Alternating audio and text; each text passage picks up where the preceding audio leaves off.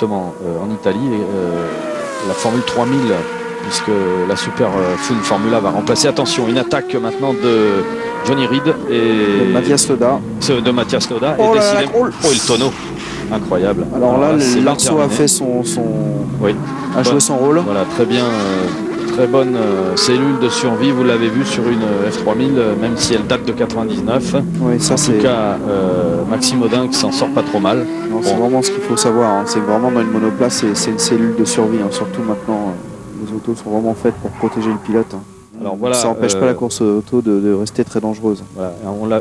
Il s'est quand même un petit peu fait sans doute des hématomes en cognant quand la voiture est retombée. Ça, c'est typique des coques carbone.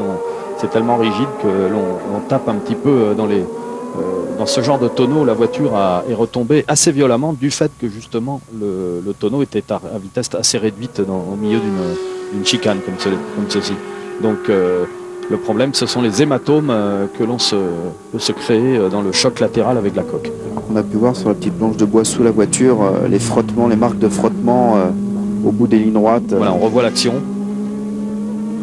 Avec donc Mathias Lauda qui a attaqué judicieusement, il n'y a rien à dire là-dessus.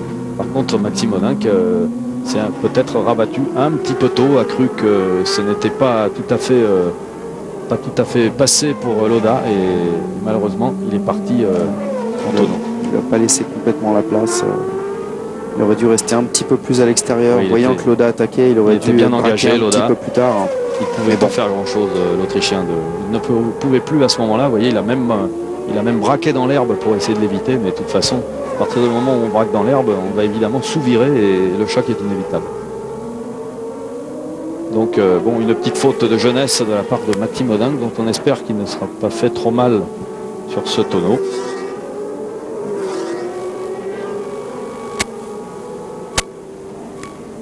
Très spectaculaire et...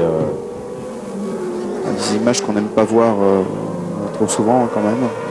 Là, apparemment c'est le genou quand même, logique, pas de problème. Un hématome, il doit avoir un gros hématome au genou, c'est toujours le gros problème.